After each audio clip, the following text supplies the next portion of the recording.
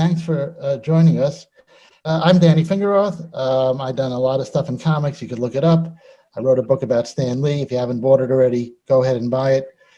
We're here to talk about Will Eisner and his relation to the Metropolis, which is another way of saying New York, or I guess you could say Gotham as well. Will Eisner was a native New Yorker, born in Brooklyn, raised mostly in the Bronx, and we'll go into details of his life and childhood. But his work throughout his career, which had several phases, really was almost always tied to some version of New York City, whether it was lightly fictionalized or dead-on serious homage and history. So we're going to talk about that today, and we've put together an incredible array of people who I'm going to let introduce themselves so I don't screw up their introductions. Jerry? So I'm Jerry Kraft, and let's see, I self-published children's books for about 20 years, and then I signed with HarperCollins and did a graphic novel called New Kid that won the Newbery, the Coretta Scott King, and the Kirkus Award, which is absolutely amazing. Did my follow-up book called Class Act, which I both wrote and illustrated both of these middle grade graphic novels. My connection with Will Eisner has always been from a distance, but I'll talk about that a little bit more. And I was always like a really big superhero guy, so I did not actually discover Will until I was an adult. So I had to do a lot of catching up, but I'm actually very glad that I did. David Hajdu. Well, I teach at Columbia University, which is where I am and why I have this very impressive prop of hollow books behind me. I've written a half dozen myself, mostly cultural history. Much of my work is on music, but a significant amount is also about comics, including a history of the hysteria around comics in the 50s called the 10-Cent Plague. I wrote a collection of essays about comics. It includes a piece on Will, and most recently, about to be published in the fall, a graphic nonfiction book that I collaborated on with an artist, John Carey, which is here, called A Revolution. My plug is a Revolution in 3 Acts. It's about vaudeville, and it's graphic nonfiction. But my relationship with Will runs pretty deep. Over a period of about 5 years, I'd say, toward the end of his life, I wrote 2 pieces about him. One, a long critical essay for the New York Review of Books, and then one, a profile that was originally intended for the New Yorker, and I published in my collection, my essay collection. It's also was in Comic book artist. It's in Comic Book Artists, yeah, John B. Cook's Comic Book Artist. So for those pieces, I interviewed Will pretty extensively and visited him twice at his home in Florida and spent a few days each time and stayed in his guest room. It's like the most, really, honestly, one of the most extraordinary experiences of my life. You know, waking up in Will's house and having breakfast with Will and Ann and going for walks with him and talking with him in this kind of unstructured way over a period of days was really quite extraordinary. And I'll share some of what. And we have some photos of that. Related to the theme of the Metropolis later. So that's me, and that's my connection to Will. Thank you. Paul Levitz. I ran DC Comics for many years. I've written stacks of comics over the years, including one little 7-page Spirit story. But mostly got to know Will originally as a comic fan, covering his deeds and misdeeds in my fanzine, and then later as the publisher of the Spirit Archives at DC. Will was very happy at one point. One of the editions of the Spirit Archives outsold the corresponding volume of Superman Archives, and he said, "Finally, I've outsold Superman." But I got to write a book about Will and his effect on the graphic novel. Will Eisner, champion of the graphic novel for Abrams, still in print. Most of you do not have it in your libraries. Please run out and buy a copy. And Dino. I'm Dean Haspiel. I've worked with so many different people like Harvey Pekar on The Quitter and American Splendor. I worked with Jonathan Ames on The Alcoholic and the TV show Bored to Death, which I got an Emmy Award for helping the opening credit sequence. I've done some of my own autobiography. Here's a book called Beef with Tomato. That was semi-inspired by Will Eisner. I'm currently doing a series called The Red Hook.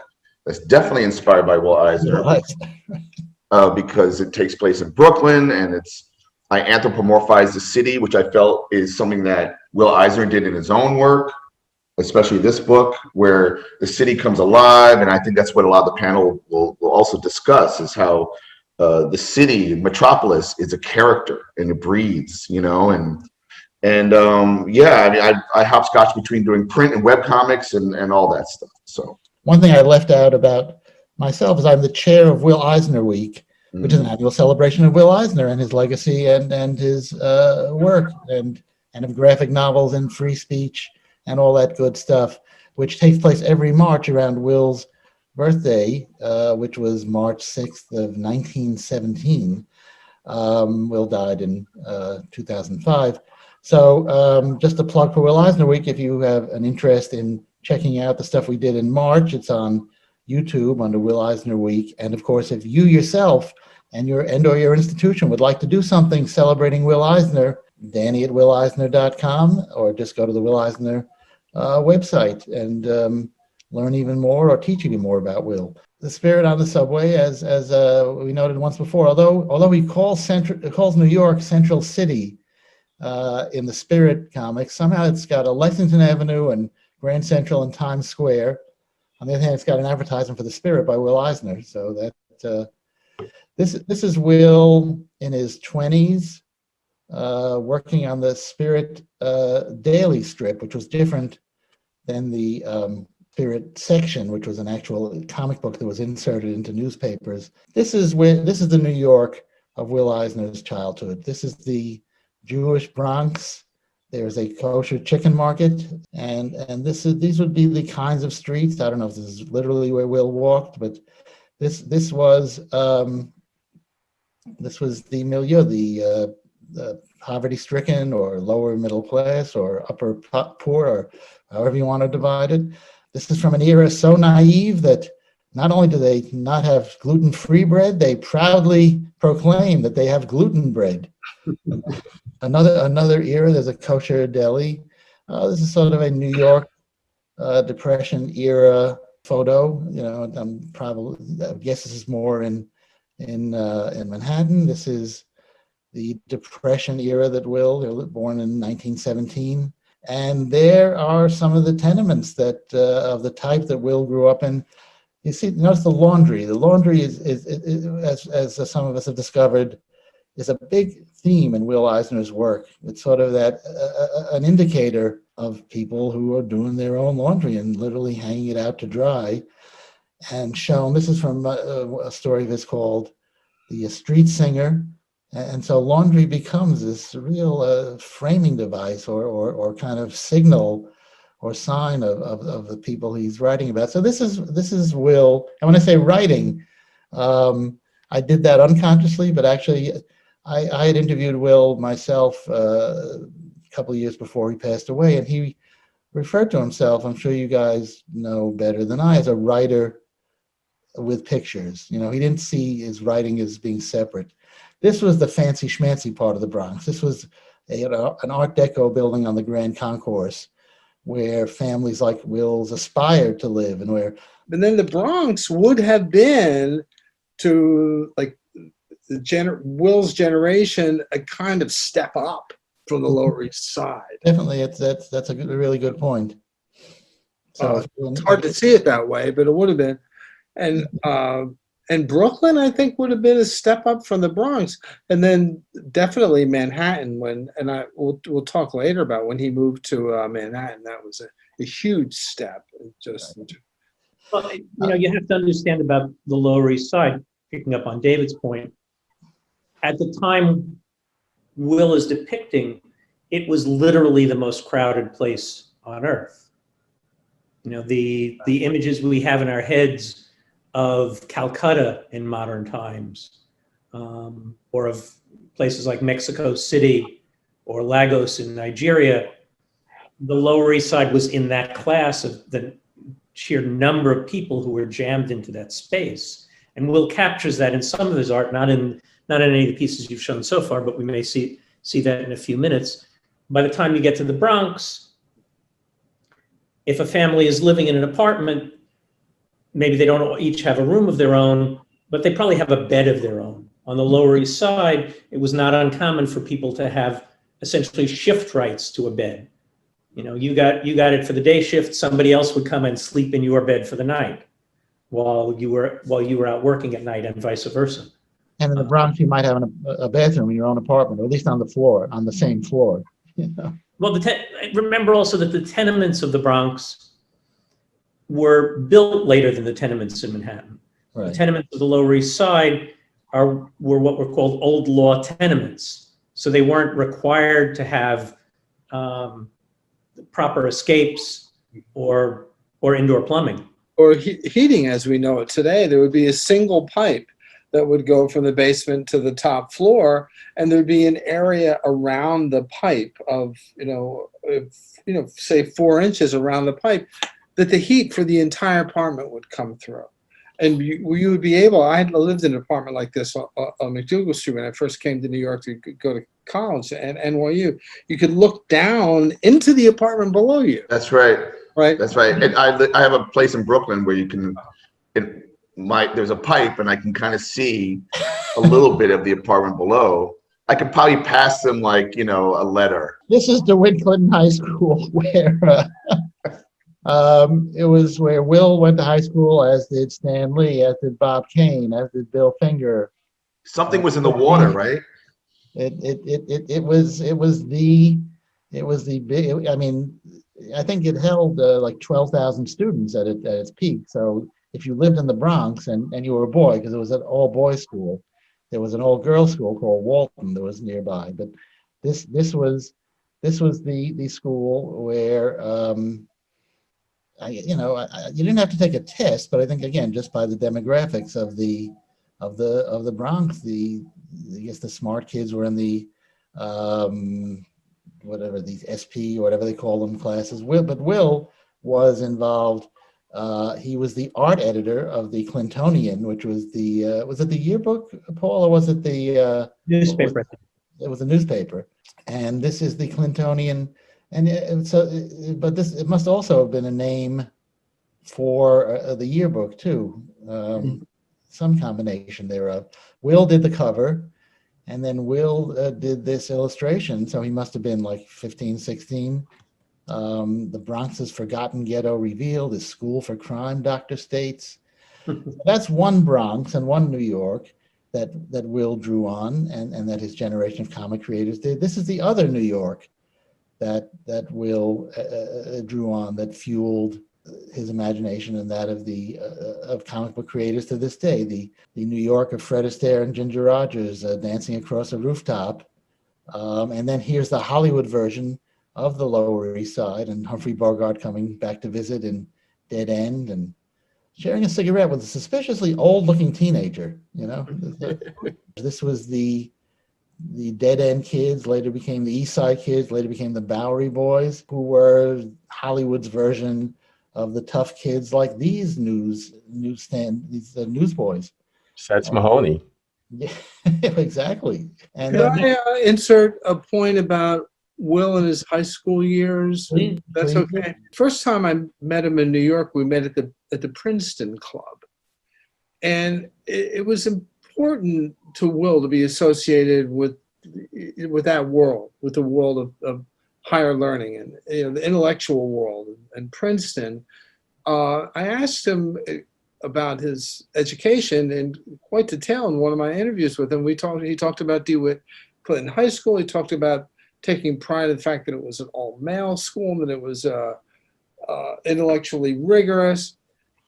And then I tried to get records of his graduation from the school, and I couldn't get them. And I went back and I said, well, it seems from the record that you didn't graduate. Is that correct? He said, I've never admitted this before, but no, he didn't graduate. And he felt ashamed about that and embarrassed, and very insecure about what he thought was a shortcoming in his education. Actually, he had a deep education through all like the work that he did and thinking that he applied to, whatever he did. He was, he was an autodidact and had a great mind, but he felt very sheepish about this.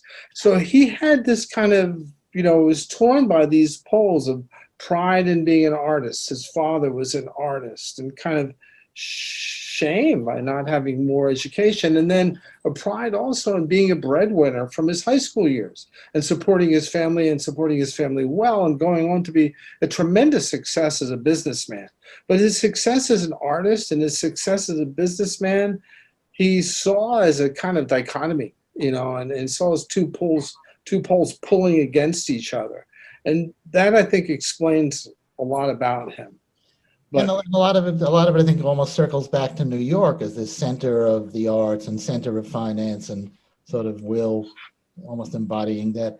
Jerry, I've got some pages here from, we kind of moved from the Wall Street to the Heart of the Storm. The Heart of the Storm, yep. Very influential on you.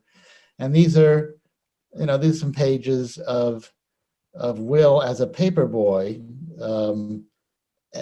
literally I think at one of them at the stock exchange, or one of the major, this is his stock exchange in the background, and he's remembering this, I guess, in the 1980s when To the Heart of the Storm came out, and you can see sort of the New York thing of people of various different ethnic groups coexisting. You see Will, listen, Jew boy, don't get so uppity with me, and then over here, fungu, you dumb Mick. So Will doesn't sugarcoat. Artistically, I mean, just how he places the blacks right there, how it just surrounds everything, the movement, using the city as a supporting character.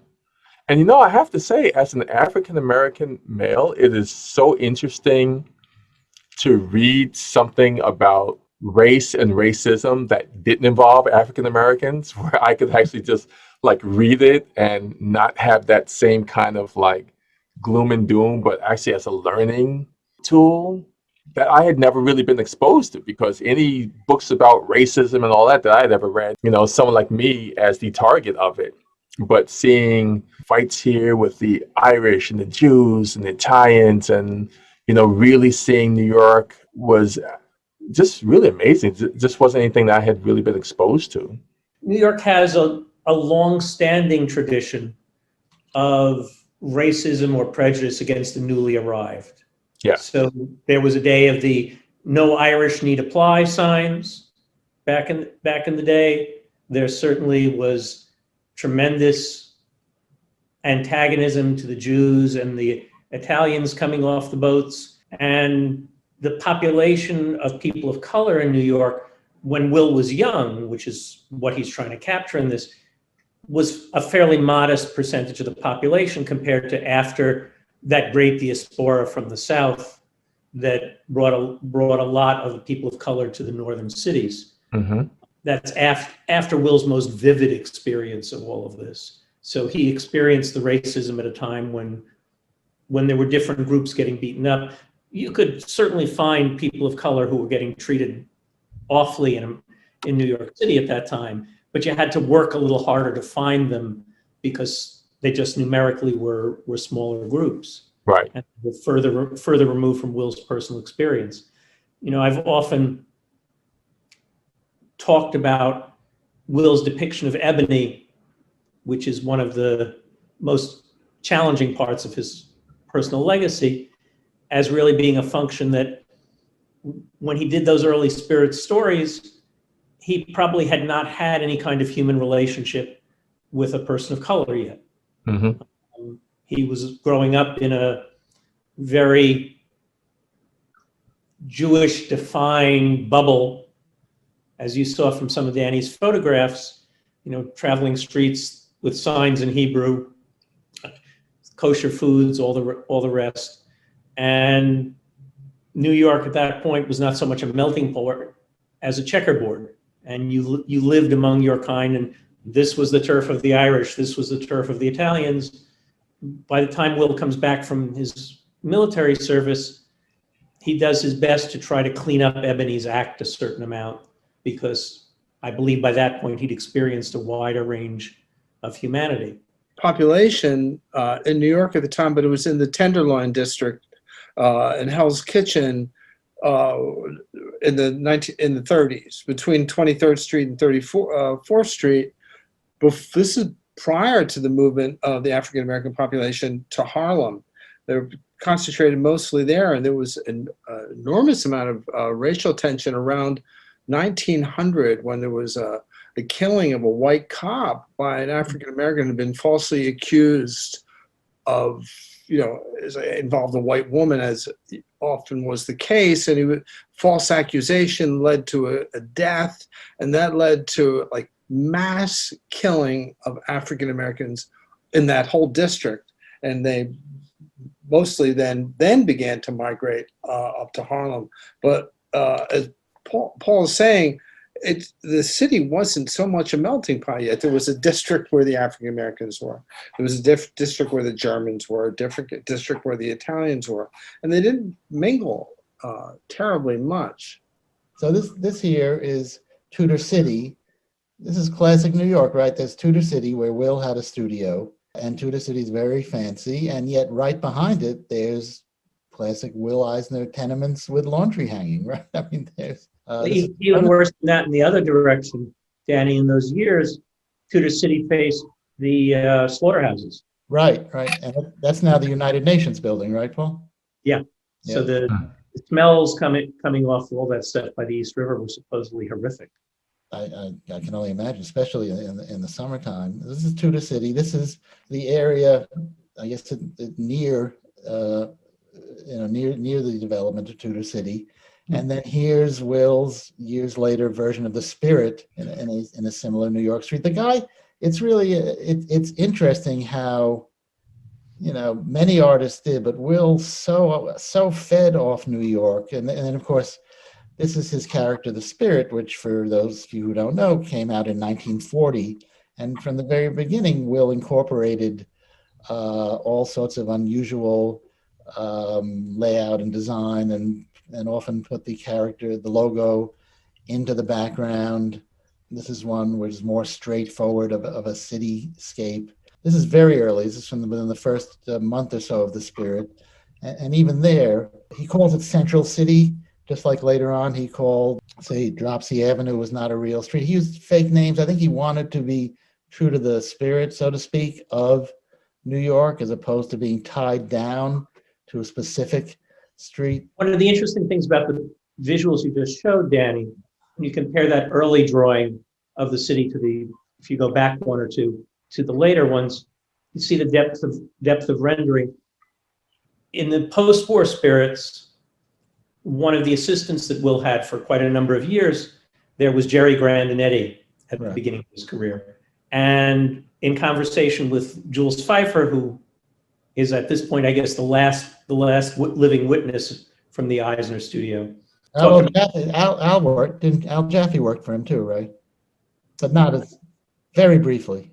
Maybe very briefly, and that might have been in the shop rather than the studio. But at any rate, Jules was saying about Jerry that he was hired because he was an architecture student, and he was originally hired to do the backgrounds because he could really render all of those city elements well.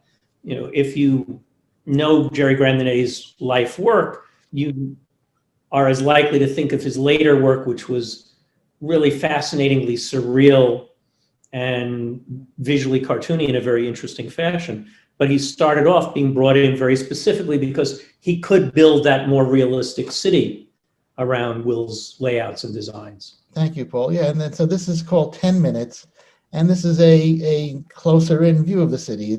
It's basically the Bronx, even if it's called Central City. And the story is about a hard luck guy who decides that he's going to rob the neighborhood candy store. And this is the classic New York Jewish Bronx candy store where everybody knows everybody. And you can just see this guy's life falling apart. He's playing pinball, and then he accidentally, spoiler alert, it's only 70 years later, he accidentally kills the shop owner, and then he pretends that he's just helping out for the day, and then of course it's discovered. But the claustrophobia and what Will does, and just with that small building with the candy store, evokes a whole city. This is another one of Will's classic spirit stories that he always talked about as his favorite, about Gerhard Schnabel, who was a city kid who learned he could fly as a child, but his parents made him hide it. They didn't want him to be a freak. But this is a pretty bold use of a literal cityscape, of a photograph. And then the spirit comes in. He and Dolan are chasing some crooks, and that last panel has been homaged or imitated 1,000 times, of Schnabel jumping off the roof. So this is yet he could go from the Bronx, from the Lower East Side, to Midtown, with its mix of old classic buildings and modern new ones. It's interesting here that the spirit, I just saw this, he's in Midtown with the skyscrapers, and yet the spirit is having a battle on on a Bronx tenement. Eisner, even in black and white, evoking a hot day in the tenement New York, and the spirit logo is literally being flushed down the sewer. And there's the spirit, who somehow inexplicably, we never even saw this. I don't think it continues from the previous installment. The spirit is just injured in the midst of come on down and play ball. Come on down. Nah, it's too hot. And the spirit is literally dying as these kids. And there's some laundry again. The guy really, Eisner had this understanding of New York Black Alley, another one with the subway, just incredible chase. I hate to give this short shrift, but it's so powerful. This stuff again. I always love that the people in the tenements are rooting for the bad guy. They're not rooting for the spirit of the cops. Run, Mac, run. What's so interesting, Danny, is like when you look at this, there's so much movement in everything, the direction of the train tracks, the clothing, the shadows. And when I was really starting to get into his stuff, I picked up his comics and sequential art book. And that was one of the most influential books that I had seen, because I was about to just start going crazy, and having all these angles and this and just every panel. And then I actually found my copy, and I have on page 99, I have it still taped off, where you've got Mr. Nimbus, and he just puts on his little jetpack and he just flies out the window.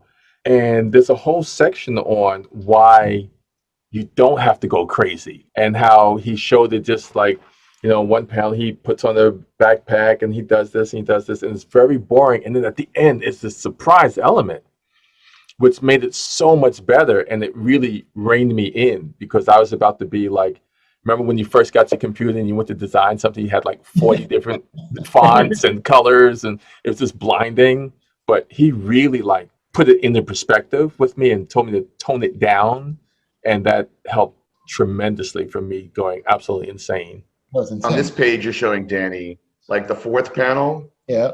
Like if you were to do perspective lines, that doesn't work, but it feels so emotionally true, because again, the city is alive, and yeah, you could get away with it, but you're not worried about that. And like, I would have arguments with other artists that are like, oh, the perspective is all right. Like, who cares, man? Like, look at that. That feels so real to me, Right. It's like the buildings coming up to get a better look. Yeah, exactly. Like it moved to peak, That's right.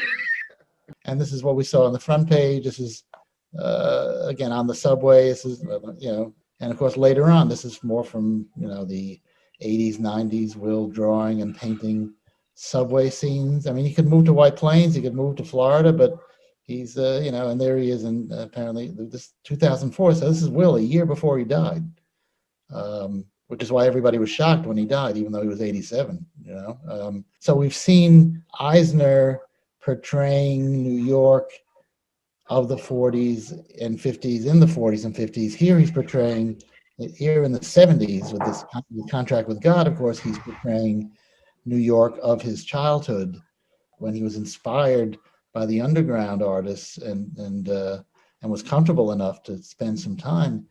He went back to the New York of his childhood with Contract with God, and which is really 4 novellas. You know, I wonder, I think a lot of artists, Jerry, you can speak to this, and I usually start with where the figure is going to be in the panel or on the page.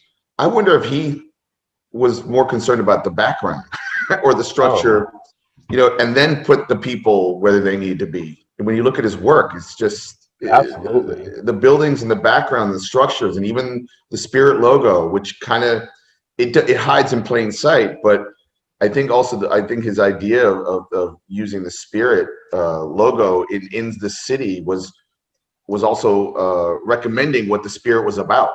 It's so ultimately urban and of its time. Mm-hmm. You know, it must have so imprinted itself on him.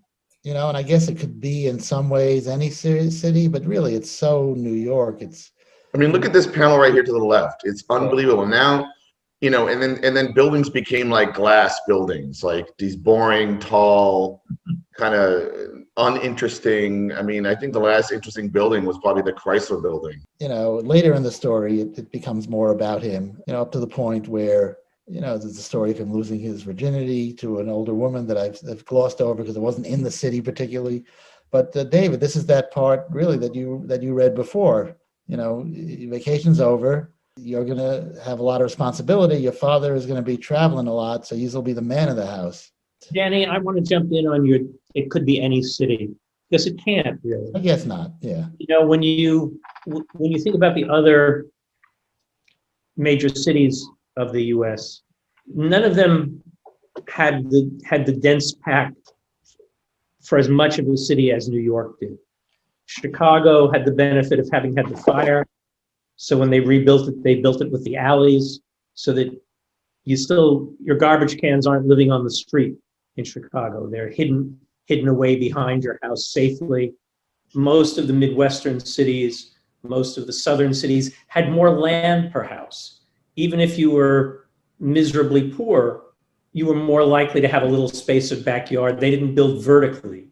New York was a much more vertical city than most of the other cities in its slums. The slums were the other side of the track in other places. Here it was everywhere, and the track literally went outside your window, because in the days of the elevated trains, those ran at the height of the third floor windows. We still have a few of them running through New York, but many fewer than we used to. And in the poor areas, it was omnipresent, because that's what made the land cheap enough to be able to build tenements on and to house the poor. There was a distinctive awfulness to New York. I like 95% agree, but I do think there's some, you know, if you told me this is Chicago, I wouldn't go, oh no, it's impossible. But in the context, of course, everything is so New York. There are urban realities that I think people in a wide range of places can identify with. But yes, in the context and the dialogue and in the larger story, yeah, it could only be New York. I think we see Chicago in a lot of these images because the elevated trains are still intact in Chicago. Right. They haven't been torn down in Chicago. So if you go to Chicago now, you still see elevated trains, where they've mostly been removed, except for in the outer boroughs, except in mostly in Brooklyn and some in Queens and in the Bronx. And the glorious High Line. Let us not forget the High Line. Well, the 125th Street station is pretty high up also. Yep. On the west side. You know, Will's just evoking a time and a place with those headlines kind of in somebody else's hands. It's the oldest cliche in the world, and yet he's got everything. He's got the atom bomb here. He was so good at drawing weather too. You know, Danny, I hope you're going to show some later images, because it's really fascinating to see the evolution of Will's aesthetic and how he reduced and reduced and reduced and reduced. And in time, instead of showing the entire building, he would just show the frame of a window. Mm-hmm. And we would know that it was a tenement from the molding. This I just thought was, you know, always hilarious, that here's, you know, apparent, you know, Will's, if not Will literally, then Will standing on that cover of the Will Eisner Reader, and somehow this kid in this idyllic island or beach paradise is building a Will Eisner version of New York City out of sand. It's pretty, it's hilarious and it's brilliant. And Jerry, these are the covers of your books. And one has a Newbery medal on it. So. Yeah, I love how he puts the cities in there, and that's something that I definitely try to emulate at times. That's me drawing Co-op City in there and trying to do him justice. I love buses and subways. I miss those old garbage cans. The the garbage cans. The fire hydrants still exist, but the old garbage cans are gone. But I really miss those because that was such a New York thing. And then just kind of put in I love how he would use a prop like a mailbox or a garbage can or something Yeah, to tell a story around. And absolutely. he didn't need the rest of the city because you already knew it was there. And then just putting in, so this me putting in signs and all the things in there, little fruit stands, but yeah, definitely something that he was a master of. Yeah. Yep. So now that's my life. That's the brownstone. Right. So that's my brownstone in Washington Heights, where I actually grew up. So I put that in it. So that was a different kind of thing. And I grew up with the brownstone and the cobblestone street. So, little things like that, putting in the sewers and the manhole covers and trying to pay attention to like the little flower pots on the top. And then researching, like when you're about to show, researching, getting the light poles, to show that this is a prestigious private school. So I couldn't do any kind of light and staircases. And it takes obviously twice as long to finish a book. Anything I can do to just kind of give props like that is worth it. And you give a real sense of place. The school becomes a character, the brownstone and the street becomes a character. Yeah. And, this is part of a sequence where you're maybe not as violently as in Eisner's thing, but you're hinting at the ethnic and racial and class conflicts here. Yeah, and also the father-son aspect in a lot of his books was just interesting. Yeah, just really heartwarming. I love that.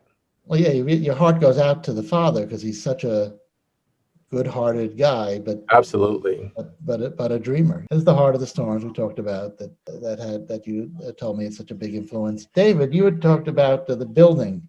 What's meaningful to you about this mode of Will? You could see some of the suggestion that I was talking about earlier. One of the things that Will brought up to me in my interviews was his affection for the theater, and he talked about his father taking him to the WPA theater, and how he originally tried to emulate film in his work, and then he gravitated more and more to a theatrical approach, which is a more kind of symbolic or impressionistic approach of just suggesting with one or two details and letting the imagination fill in. We could kind of see that here. I mean, that's just a hint of a building. The imagination fills in the details. He had a problem with the kind of Mandarin idealization of craft and ideal and craft in the comic book world. He said he talked about people are always talking about details and details and details. Details don't matter. It's suggestion matters more than details. What you imply and suggest, what you communicate through what you omit is more meaningful than lots of detail. But there is something to the limitation of keeping it more theatrical, like theater, not movie, but theater. In a movie, you can change all the angles and do whatever you want. And I also wonder, as you grow as an artist, that finding that reduction, that kind of sophisticated simplicity, that's where you're trying to hone your craft. And also in a way, I call like certain people who draw like, over render and try to find a new angle. I call that voguing. Like it can look really good, but it's like you're voguing, like you're getting out of the story so that people will notice how cool you are as an artist, right? And I love that when you can mature as an artist and get to that place where a few suggestions can be the comic. Comics as an art form is ultimately a reduction form, isn't it, in a lot of ways? It's the great Alex Toth quote. I spent the first half of my career learning what to put in and the second half what to leave out. That's right. That's right. David, but of course, just having said that all about simplicity, another thing you liked was Dropsy Avenue, and here's which is the cover of the neighborhood, and this is about as detailed as you can get. Yeah. But I guess he knew when to be detailed and when not to. Like here, there's a lot of Yes detail. and no, but look at the use of the black. Look at the room with the woman, looking out the window on the bottom left. There's really not, a lot is implied there. There's a lot of negative space. Those first two panels employ negative space in a way that you don't see it. Like the black or even the white, what he didn't draw. David, so these are some of the photos you sent me of Will in the studio. Yeah, I took that of Will in his studio. Is this graphic? I mean, this one is a graphic novel. It's graphic nonfiction. I wish I had sent you an interior page or two because it takes place at the turn of the 20th century. There's a lot of imagery of New York at the time that Will was smoking, and in his work too. I couldn't find anything online, no, it's not public. It's not out. Won't be out till September. And Paul, here is your book. I hear it's still available. Wow. That page where he's spoofing the fellow or competitive cartoonists. I think he was trying for the death of Al Capith. Right. Al Slap was the name of the character. Al Slap. The cartoon character was very secondary. Yeah. So people can get a sense of what the interior of the book is. So it's Paul's. Not visual, but really tries to. It looks at the context that the graphic novel, depending on how you define it, has been around for a long time. But Will's work, particularly on Contract with God, was an inflection point. Not because it was the great commercial success of graphic novels, the way Mouse or Dark Knight or Watchmen would be about 8 years later, but because it was really the thing that inspired many of the creators of that generation to be more daring in their work as they created comics. You yourself have done some New York. A very New York story. Very New York story. It kind of has an Eisner feel. Pulled together several of New York's nastiest mass deaths into one serial killer story. Okay, cool. And then The Visitor, it looks to me like there's a bunch of New York happening there.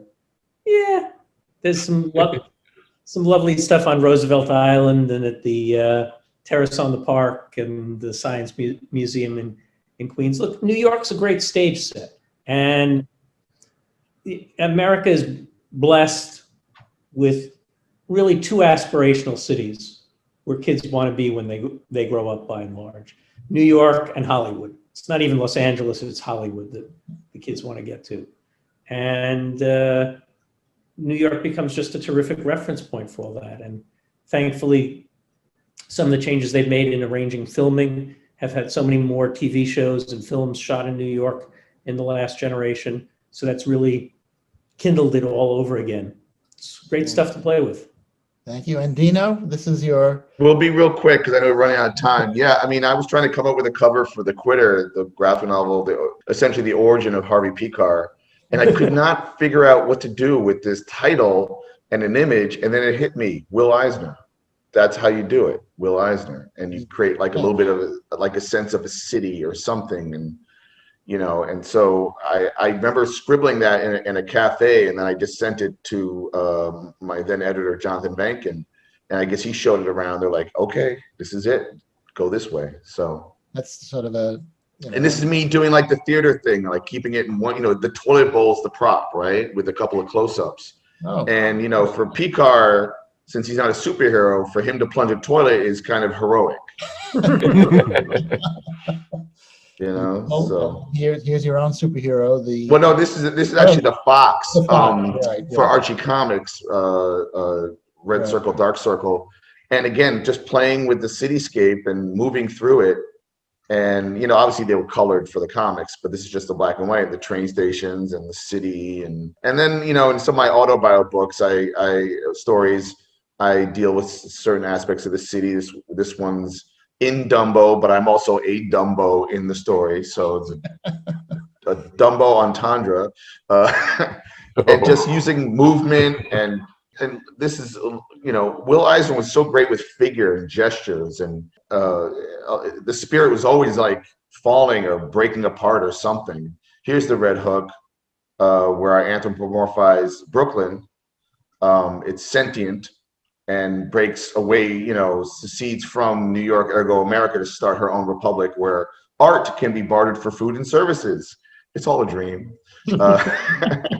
And that's on what website, Dean? That's on. Oh, that's on Webtoon. You can read all of it for free on Webtoon or buy it as a book at Image, for now until I figure out what to do next. This was, I think, based on something. Didn't Denny O'Neil say that, well, comics are good, but you can't do Shakespeare, and we'll pick him up on that there? Paul, is that anywhere near correct?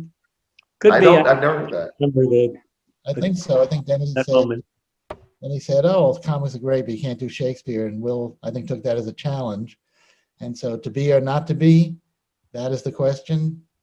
Whether it's just no, I'm not going to read the whole thing. You can just watch it. But Where was this published? I've never seen this. What is this? this was actually was it in Comics and Sequential Art? I think it was in one of Will's textbooks. Oh, wow. Wow. As an exercise to show what you could do, and it must have been late 70s, early 80s, because it's got the hippie character. Yep. Wow. A lot of emotion in those drawings. Yeah, and a lot of New York. I mean, I mean, this could not be anywhere but New York. Really. Well, and it's a play, because if you were to stage that, you just have a chimney, basically, the way he's kind of staged it. Mm-hmm. And then, and he exits into the staircase. It's funny because you start as a kid, you start all big budget, whatever you can do on the blank piece of paper, right? And kind of, play with the real estate. And the older you get, the more it becomes like a low budget film. I don't know why. I don't know. Thank you, Jerry Kraft. Thank you, David Hajdu. Thank you, Paul Levitz. Thank you, Dean Haspiel. Thank you, Travis Langley behind the scenes. And Thank you, Danny, for having me. Thank you, Danny. Danny, Thanks, Travis. Thank you, everybody. it was fun.